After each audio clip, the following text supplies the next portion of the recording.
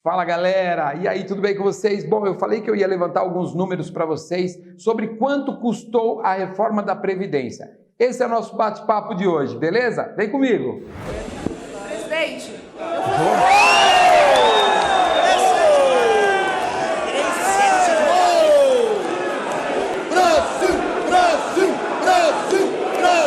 E aí galera, bom, vocês sabem que o nosso presidente, quando ele tomou posse, ele assumiu dizendo: eu não vou fazer acordo com o Congresso, eu não irei fazer acordo com o Senado.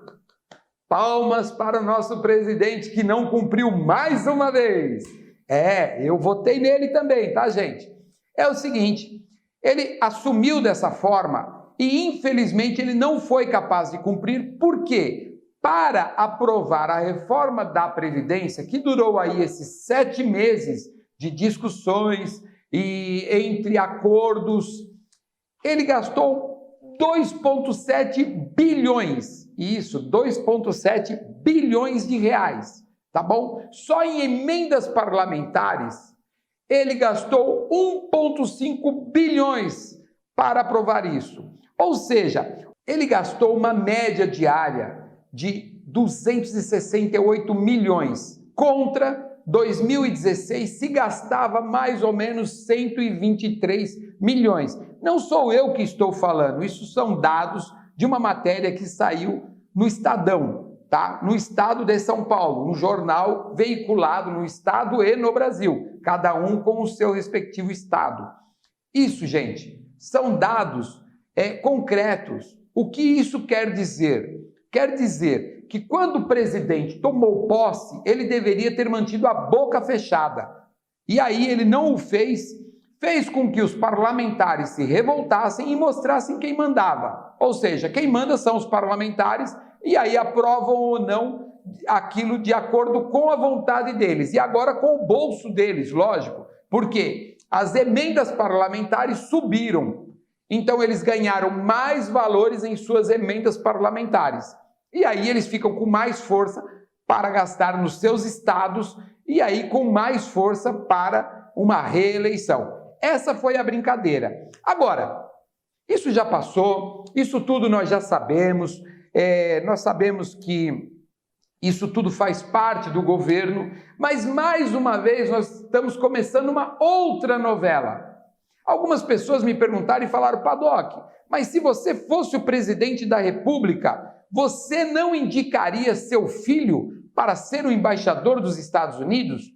Não, eu não indicaria. Não porque eu não gostaria, lógico que eu gostaria de indicar o meu filho. Como todas as pessoas no lugar do presidente Jair Messias Bolsonaro gostariam de indicar algum parente próximo, principalmente o filho, não é isso? Só que é ético. Pode ser ético, mas não é moral. Ou seja, ele como presidente, ele pode indicar, mas ele não pode moralmente fazer isso, porque ele como presidente, ele tem que dar o exemplo, gente. Ele tem que vir a público e mostrar que o nepotismo, que isso é nepotismo, ou seja, beneficiar os seus parentes é nepotismo, junto ao meio público. Ou seja, seu filho foi eleito com mais de 2 milhões de votos. Creio eu que esses eleitores vão se sentir traídos por ter a renúncia do mandato em prol de uma melhora financeira e uma melhora para o cunho pessoal do filho do Bolsonaro. Aí ele vem a público, o filho, e fala assim: olha, mas eu trabalhei nos Estados Unidos vendendo hambúrguer. Nossa, que carreira linda para um embaixador dos Estados Unidos, né? Olha, eu fiz intercâmbio nos Estados Unidos. Poxa, que coisa linda, intercâmbio, coisa de criança, né?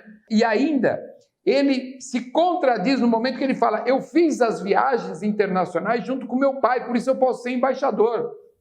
Nossa, ele viajou quantas vezes? 8, 10? Quantas vezes um embaixador viaja para o exterior, um candidato ao cargo de embaixador já viajou para o exterior em negociações ou no seu currículo para ter o cargo de embaixador? Centenas. Então, vejam bem, é evidente que o presidente quer o melhor para seus filhos. Mas nesse caso ele é presidente da República e ele tem que querer o melhor para os brasileiros, não para sua família. Porque ele não está sendo diferente do Lula no momento que o Lula quis o melhor para os filhos dele e aí encheu as empresas do filho de contrato. Aonde que ele está sendo diferente? Ele passou por cima de um monte de empresas e falou, vai tudo para o meu filho ali.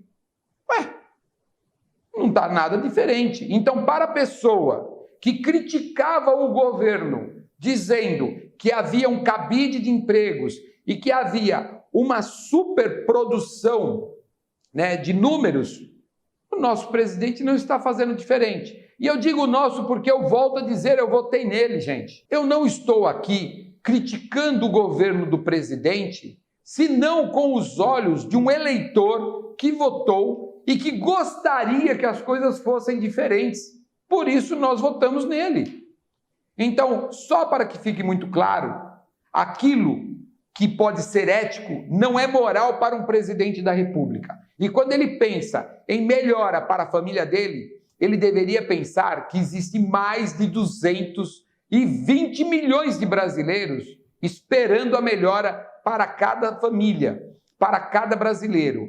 Quando ele pensa na melhora de um, ele pode estar prejudicando centenas de milhares de brasileiros. Porque quanto mais atrito ele tem com o Congresso ou com o Senado, mais demora para o país engrenar e nós termos o resultado das empresas contratando mais, do povo ganhando mais dinheiro e comprando mais.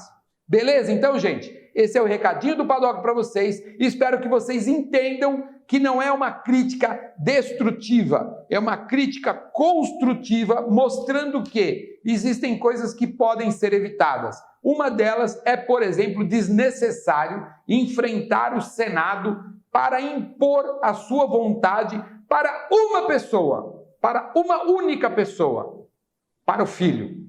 E, sim, para a família do filho. Agora, existem pelo menos mais 100 milhões de famílias no país, tá? Se considerarmos só o marido e a esposa, que ele poderia estar enfrentando o Senado ou o Congresso para lutar por eles, tá bom? Grande beijo para vocês e a gente se vê no próximo vídeo. Tchau, tchau!